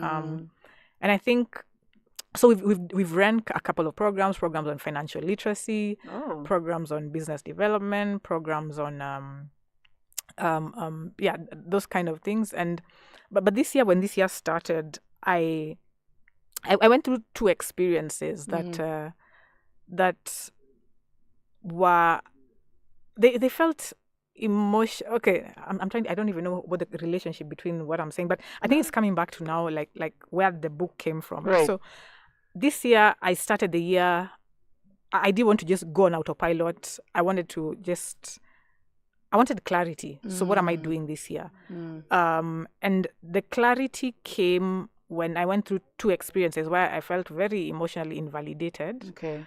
And I said, no. I need to center myself. I need to center my voice. I need to center my truth and move away from these patterns and this thing I've normalized of just allowing anyone to just speak into my life and I just keep quiet. I'm gonna be the bigger. No. So that's kind of like when I said, you know what, this year I'm doing poetry. So that's the very, very long background to answer that. No, I love it. First of all, people don't, and I was saying this even just last week when we spoke. Last week or this week? It was this week when we spoke. I'm like, people don't actually realize how brilliant you are. Like what you've achieved, both, educational wise, and people didn't know how much of a, because even me, I didn't know until, like I said, because there's a time I worked with Tony and Tita, and I was like seeing him picking up all the time, and I was like, oh my God. So now I say, following now your works, and I was like, oh my God, she's actually brilliant. And it's because of that perception, women in politics are always termed as flower girls, blah blah blah, and there's never really a backstory. So getting to find out just how much you've achieved, and even just hearing it right now, it's so inspirational in itself. It just paints an entirely different and amazing picture of you. So I'm glad you're telling your story, and I'm glad that you're also vulnerable enough to tell your story with us. Now, this book, is it the first that you've done, or are there others as well? Because you've done short stories, but of course I'd love to hear it from you as opposed to me reading it out. Yeah. This is my fourth book, my fourth baby. So let me hold it up as you're talking. Yes. And the first book I wrote was a novella. It's titled To Grasp at a Star. Yes. It's actually is a recommended reader for the school list. Yes. It's for high school students. Oh, okay. The other one is a children's book, The Shy Girl. The other one was actually, I feel like I've had like a 15 hiatus from writing as well. Because the most recent book before this was last year. So we did a book called Women Kingmakers, Operationalizing a Politics of Care. Okay. And it was about looking at women mobilizers, women political mobilizers, and what they go through. Wow. You see, when we talk about politics, when something happens, like, oh, this politician has been attacked, or this politician, their car has been stolen, but there's crazy things that happen, like people die. Yeah. But nobody hears, nobody cares, nobody knows. I'd love to read that. We did it in partnership with Badili Africa. Okay. I don't know if you know Bina Maseno. She's a ED. So it's something that they've been working around, like how to innovate the political space by beginning by looking at the political mobilizers, like how is their welfare? Yeah. Because if we're talking about removing the culture of violence from politics, then let's start dignifying the key players. And women are you know how we say women are the backbone of agriculture, women are the backbone of politics. 100%. Because chamas, like women, when they give their word, like when you've got, and all politicians know that. And we make 51% of the vote anyway. Yeah. But you see, so we have been king-making men. Yes. We have not been king-making ourselves. Why do you think that is, though? That's a good question. Culture, how we are socialized. Like, it is only now that even some of us we've been realizing that our journeys have been kind of like shedding the patriarchal stories that we're told. Right. Like the way we're brought up automatically believing that men are more superior. Right. Like it is scary, the fact that it is something that has been running in my own unconscious. Yet me, I'm like a very, I'm very overtly, I don't know if it's a strong woman, but I'm very, apparently people say that people say that I'm a strong woman, like very powerful. But the fact that I myself, if I am carrying some of these beliefs, they're not about the woman who's the lowest of the low, in quotes, like who's normalized being beaten up every day, who grew up seeing her parents, her mother being treated like, whatever. Right. So culture, like this patriarchal culture, is a really, really something that has messed us up. But right now there's a revolution. And I don't know if people are noticing, but the last 5 years, there's something happening that women are. There's a huge shift. Yes, and we are stepping into our power. First of all, we are owning our anger. We are no longer saying that, oh yeah, I'll just be a victim. And one person that I look at as a hallmark for the shift is Akode. 20 years ago, 30 years ago, somebody like Akode would never have a voice in this country. Like, she'd be shamed, shunned. But now, let me tell you, you go to Akode's page, any man goes to try to insult Akode for anything, they will be verbally attacked by a huge number of women. Right. Like, because she is our president. She is a single mother's president. Like, she owned her shame. And you see, that makes her a leader, because she stood up something that we were being attacked. Can you believe women, the parent who stays is being shamed for that choice? The person who gets away goes off scot-free. Right. Like, what kind of madness is that? And I think, as a woman, it's like a catch-22. There's nothing you can do right. It's like everything. There's nothing you can do that's right. Like, always the finger is pointed at you at what you've done wrong. So I think women have seen that game. They've seen how all the strategies, all the things, all the way society, culture is set up, that in everything, as a woman, you're always supposed to be ashamed of yourself, no matter what. You're successful. Do you have a husband? You're not successful. Where your degree? It's like, so what? Okay, then I'm just supposed, right? Like, it's this. So I think women have seen that this game is rigged. It is saying that we are not supposed to win. That's the main thing. Like, actually, to be honest, society survives on the disempowerment of women. Society survives on the foolishness of women. That's why all this religion and everything. So we're at a time when a lot of women are like, thanks, but no. Like, we've checked out of that game. Yeah. And it's like, we're like, okay, so what is the next game? And the next game, whatever it is, I am not in my powerlessness. I am whatever game I'm playing next, I am in my full power. And we're even more informed now. It's not like back in the day. And, we're now able, with that information, to make our own decisions and determine our path.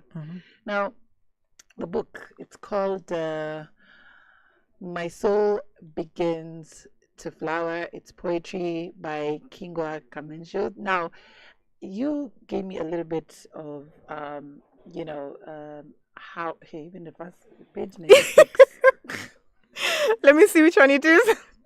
I just opened page 96 and I've read an orgasmic. Yes. I was like, okay, an orgasmic eureka. It's like I was just pointed to there. The compass was pointing there. So it's your telling your truth, and like you said, determining how you deal with your own emotions, but also it delves into your sexual freedom. Give us a little bit about it. Thank you. So there's 3 themes that I noticed emerging from the poems. Sorry, I'm bookmarking this one. That is all right. There's 3 themes that I noticed emerging. Yeah. So one was a really deep theme of my last 10-year journey of breaking and reforming, soul metamorphosis. I call it the caterpillar, then the cocoon stage where you're now doing all the breaking, and then the butterfly stage, which I feel I'm at now. Yeah. So there's that very deep themes of the soul, of metamorphosis, of just dealing with like just dealing with the darkest aspects of life. Right. So that's one. The other theme is sensuality and sexuality and very erotic themes. Right. Define erotic. That's a word I wanted. Yes. Erotic relating to sensual and sexual beingness. Sexual pleasure is very key. But just the universe of the erotic, the universe of so there's love, there's sensuality, there's sexual pleasure, sexual expression, orgasm, and an orgasm being like transcendence. which is like a spiritual thing. It is transcending. Yes, which is a spiritual thing. So I think that, you know how some people's lives can be, they use metaphors of food. Other people can use metaphors of farming. Other people can use metaphors of technology. I find that what seems to emerge is sexual metaphors. I think I see life through the metaphor of, because it's also about fertility and productivity, and it speaks to So I'm gonna come back to that. The third theme is just fun and frivolity and foolishness and just celebration and happiness and exuberance. And when I look back, I feel like those, in a way, you know how you're told to introduce yourself. Previously, I might have introduced myself a different way, but with this book, I kind of feel like it even introduces me to myself. Like, this is actually who I am. Like, this is what my soul seems to be. Right. Even when in my head I'm telling myself I'm a very serious individual, but actually this is what seems to be the contents of my soul.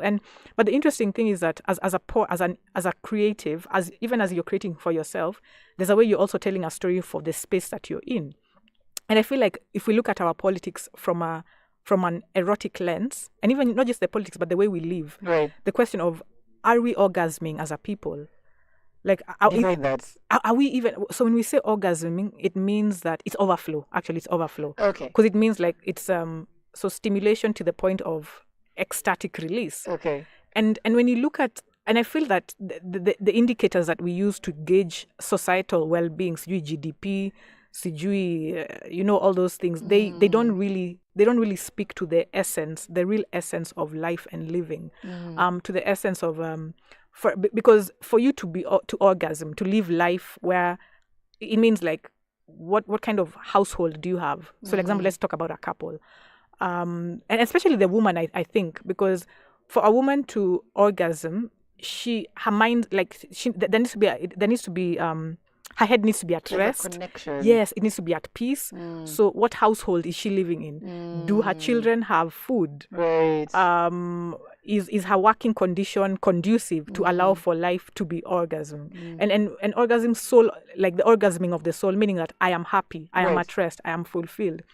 And I think, like, I don't even know if I'm doing politics moving forward, but that is one way for me. Maybe I would do it experimentally, that exploring life and exploring people's lives, but asking the question of, are you orgasming? And even like a doctor, like then diagnosing, what are the conditions? What do we need to do to enable these people to orgasm? So I think that would be an interesting approach to take. Like, the intention, it's not even about GDP, but about, are our people orgasming? Whether you're from Northeastern, whether you're from Coast, whether you're wherever. Like the way we've normalized slums in this country, are people orgasming there? Like, I honestly, so it's still a question, right? And maybe the next phase would then be reaching out to people and finding out, how are you doing in terms of your orgasm on a scale of 1 to 10? Right. Where are you? Are you at a negative? Are you at a 5? Are you at a 9? And even those who are at a 9, we then ask them, okay, so how do we do this? Like, come and teach those, so that we're all, at least we reach a baseline of, hata kama tukifika 7, that'll be like so outstanding.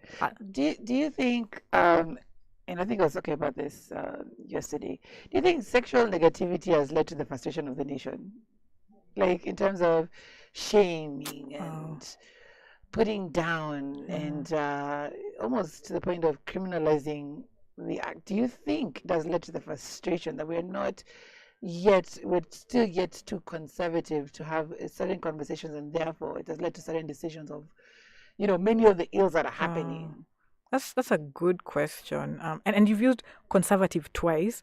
And I don't know, I wonder which country I live in. How come I don't see these conservatives? Well, but I hear you. There are certain things that are still shunned. Like, how can you say that? Like, oh my God, don't you fear your God? Kind of situations. I hear you. So to answer the question, I think the colonial mindset is still in us.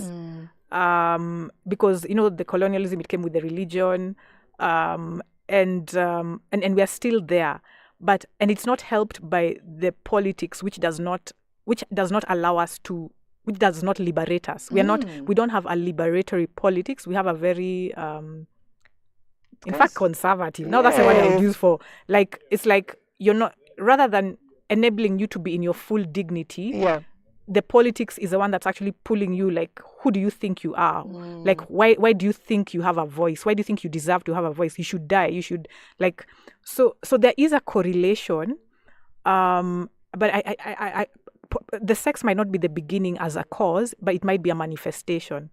And so, like, a lot of it is about, like, especially with women and expression, sexual expression, that allowance of who you are as a sexual being. It's only later in life that you realize that how women are policed is because our power is being policed.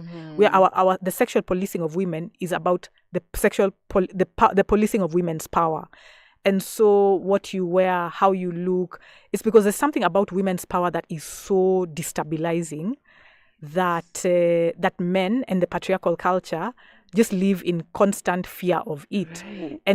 But the thing is, like, if a culture is organized around suppressing a person's power, we're not allowing the best of ourselves. And I feel like this is the age for women to just stand in your power and just say, because a lot of us, we always were like, wow, how will this affect the guys around me? No, now it is about how will it affect me? And again, it goes back to my voice and my expression. Like, am I expressing myself fully, or am I still looking around and saying, wow, if I express myself, what are the implications? But no, I am here to express myself fully. Like a flower. Imagine if the flowers around us were saying, wow, if I shine too much, guy, what will that mean to the grass?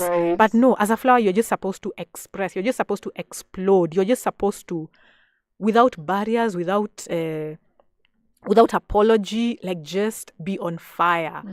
So a big part of the liberation is the sexual aspect, and for women to just own their power, own their sexual power, own their sexual pleasure.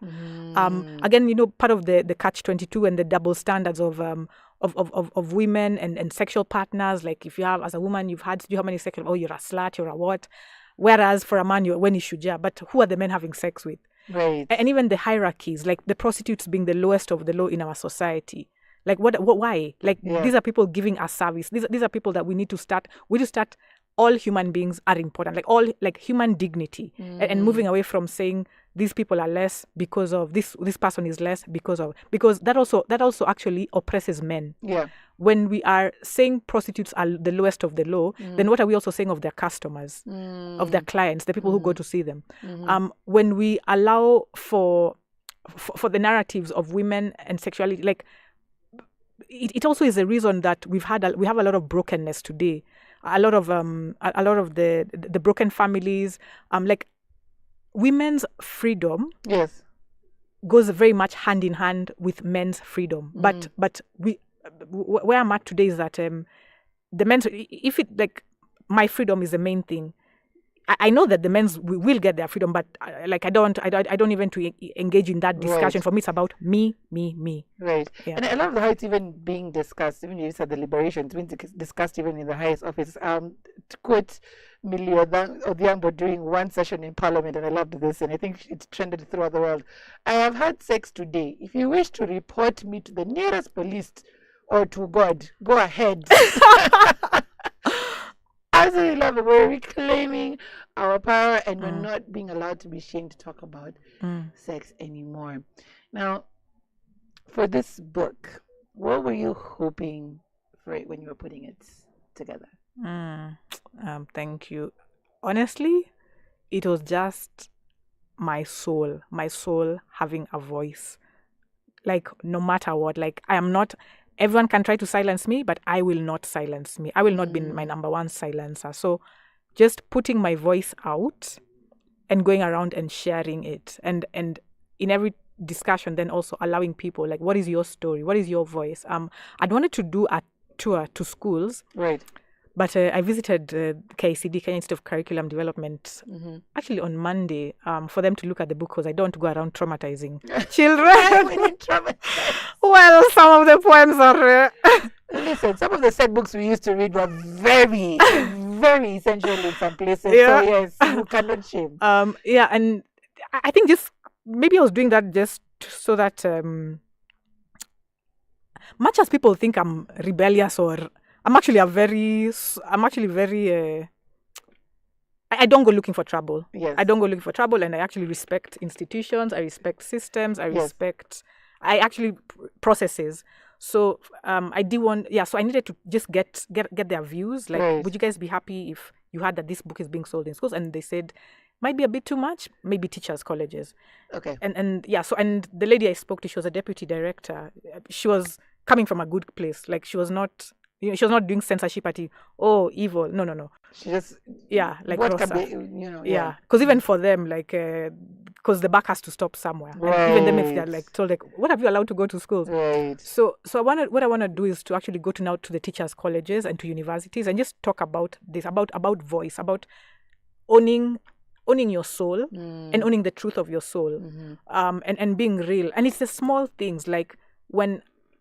We talk about narcissists, toxic, whatever, but just being real that this is not, you're not healthy for me as a person, and I don't want you in my life. Thank you. I don't need you I don't need that. It's not helping me. Right. And such small liberatory victories about owning our space, owning our power in such small ways will then set us free to be able to go where we can stand in our full power, where we are loved, where we are celebrated, where we are needed, rather than being in places where you feel like, my God, you're just literally, you're like, what's the word for it? Tolerating. Right. You're tolerating me. So, right. And also agency, power, like just be in your power that this is what is happening. Do I want to be a victim or do I want to be powerful? And for me, it's like, be powerful, flower. That's the main thing. Flower and period. Right. Do not care what else. Just flower. You're here to flower, because if you curtail your own flowering, you're doing a disservice to the collective. You're doing a disservice to everyone else. Right. Very strong, very powerful words. And we have people who are tuned in. We have Angel that says, what would you like to see from our country 5 years from now in all aspects? What would I like to see? Okay, so there's two aspects to that. In terms of vision, there's personal vision, there's leadership vision. And there's that thing about the circle of influence. How much can you influence? So these days, in the past, I used to be like, I used to talk about it from a very theoretical, but I realized that actually I don't know about that. Let me talk about myself, and then I'll answer that. Because I have a background of a lot of extreme depth. Right. I'm now on the place of, I am now living my extremely frivolous time. So what I want in the next 5 years, I want to own a yacht. Yeah, right. I love that. And you see, such a thing, it sounds frivolous, but it's actually political, because the way Africa was set up, the way Black people, our lives are set up, it's like we are set up to be in forever and continual suffering. We are not supposed to be embracing luxury, high life. We are always supposed to be, I want to have achieved. Like, it has to be suffering related. It has to be educational. Right. Thank you. I loved your answer. I want to own a yacht. Yeah. Like, yes. Yeah, but now I'm like, no, I want the best of the best of the best, the cream of the cream. It is not about empower. I don't want empowering. I don't want empowering. I want a yacht. I want to top life. Please. Yes. My God, the Nigerians. We need to send a contingent to Nigeria to learn. So then the second thing I want a 900-acre farm in England, specifically because I want those sports games of horses and chasing the foxes and with the dogs. I want those. The third thing is I want $20 trillion in my account. Love it. So I do not know how all this will happen. So, but not world peace. Yeah, I want money. Yes, yeah. So in case I do end up engaging in the political space, it means that I will really do my best to help Kenyans help me get there. Right. You've started your campaign here. Right. And because like I know how to, as a leader, to kind of like bring out the best in people. I know how to, because one thing I've been saying is that if I've been like 20 years in politics, why should I walk away from? Because there's so much knowledge, there's so many networks, there's so many contacts why should I leave it and go somewhere else? Of course, although of course I'm also doing other things, but so what I'd like to see in 5 years means hopefully I will be able to have gotten all of that. I don't like corruption because it's not exciting. Yeah. I don't know. Maybe the 20 trillion might not have been possible, but maybe the yacht will probably have been. So the answer to so Kenyans, hopefully, because I don't want to succeed on my own. I don't want to oppress people. So hopefully that means that Kenyans also, their own living standards themselves will have benefited.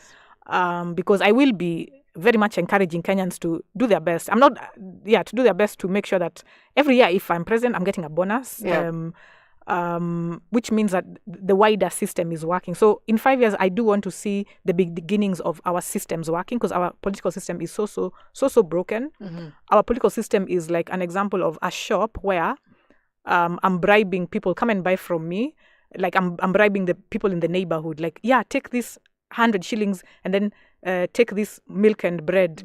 Yeah, wonderful. But then at night, I'm going around breaking into all their houses, taking my milk back, taking my bread back, and taking my 100 shillings back, and stealing also the TV. Great analogy. I love that analogy. So, so in 5 years, it would be great to have seen our political systems work. Because when our political systems are working, like the whatever is just going to be an automatic so the rise of an entire nation. Yes. And the well-being, like, because right now we are literally being suppressed. It's like something pushing us down. So the only thing is to remove that block, and then you'll see like it's not even anything that I will do. It's not a Kingwa thing. It's just a system thing. Yeah, love that. For those, I can't believe in time we've gone even over a little bit, but and I wish we could have this conversation again, because it's just been amazing just having this conversation this morning. Where can people get the book in case? Oh my gosh, we should actually have read a poem or two. Do you know? We can read a tame one. Let's have you. That was a great idea. I didn't even think about that. Yes, that would be great. Amazing. So I look for a poem that answers Angel's question. Yeah. And also, and as I continue, so the book is available at Nuria Bookshops. Okay. The book is available at Nuria Books. Talking to Textbook Center to also stock it. Okay. Textbook Center, they have my other books, and they're good people. We've done projects together. Okay. So for now, the poem that I am going to read is it relates to something that I saw in the newspapers. And again, the question of who deserves to orgasm, meaning who deserves to live an orgasmic quality of life, like who deserves. I'm trying to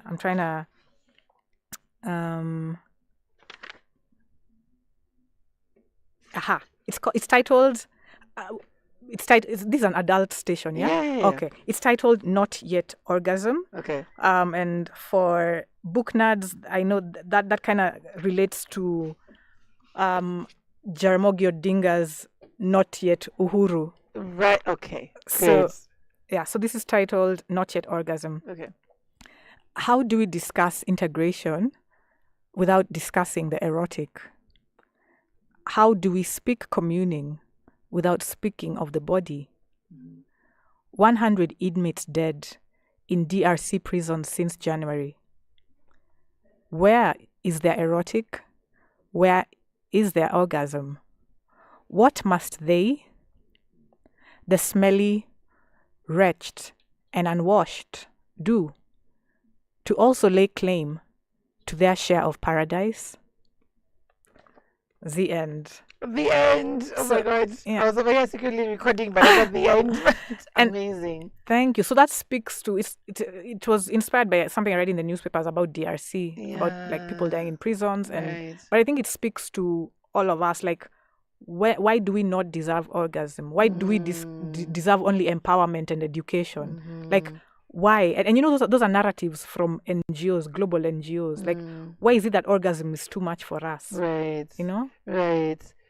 I love that. I love how it's the analogy, symbolism, all of it put into the book. And of course, now that you've explained it better, it gives a deeper meaning to what you have come up with, the works that you've come up with. So was this all you, or was it combined effort with somebody else?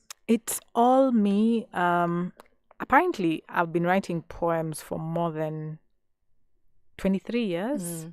And I never knew I was a poet, because when I write poetry, it bubbles up. Like, so when I'm feeling like excited, euphoric, yay, conquer the world, I write poems. But also when I'm feeling sad and depressed and rejected and abandoned and lonely, I also write poems. Amazing. So I was just spring cleaning about 2 years ago, and I came across a big folder of poetry, and I was like, wow. So for some reason, my first instinct was to throw it away, but then later I was like, no, I want to see what is this telling me about the state of my soul? What is it telling me about who I am? Because as art is a mirror to you as the creator. So then the idea came to put it together, and I realized I also had other poetry in my laptop and also my old computer. So this is there's another poetry book still. Okay. This is just one, cause there's a lot of poems that are still unused, and although those ones also have a different theme, and they're more about when I was in my early 20s, and just about the idealism, the innocence, especially. I think a big part of it was social. So about my heartbreak, in terms of social heartbreak, in terms of my political heartbreak, even individual heartbreak that I was going through at that time. It's titled, the working title is Poems for a Heartbroken and Helpless Youth. Right. Yeah. Okay. So we'll finish off with Linda B's comment that she says, such a powerful conversation. Indeed, it has been such a powerful conversation. Thank you so much for coming into studio today. And of course, just speaking from the heart, you did exactly what I hoped you would do, and it was just no holding back. I've loved having you as a guest. I'm wishing you all the best with the book and all your future literacy programs or projects. Yeah, thank you so much. And of course, when you launch your campaign, please come by here first. Yes, and I might look for you beyond that. Please do. I'm championing behind you all the way. Thank you so much. Thank you, and thank you for just your open heart. Like you just said yes. So thank you. That's a very beautiful spirit, and I think it reflects the spirit of where we are today, that we're no longer keeping we are all something's happening, and let's just join, be part of that energy that we don't know where it's coming from, but it's going somewhere. Well, I'm glad to be a part of that as well. But thank you so much. And thank you all for all who have tuned in today. We've gone overtime. I've stolen a bit of Jimmy's time, but just stand by for the vault with Jimmy the beat maker, who is going to be coming in with all things hip hop and beyond. Have a fantastic day ahead. Remember to continue giving towards Edward Carey Francis Quatch. See you guys tomorrow.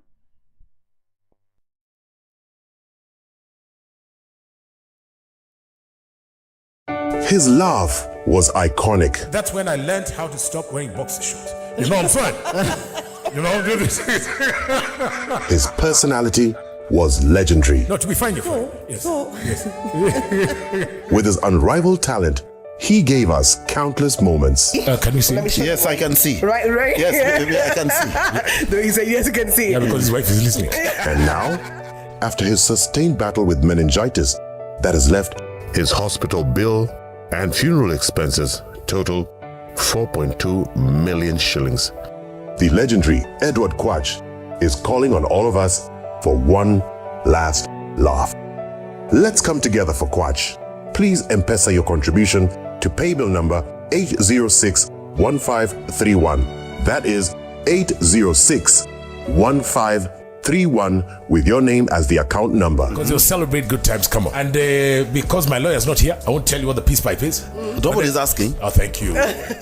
Thank you, Edward, for all the memories. And thank you for giving Quatch one last laugh. This is Icon Radio.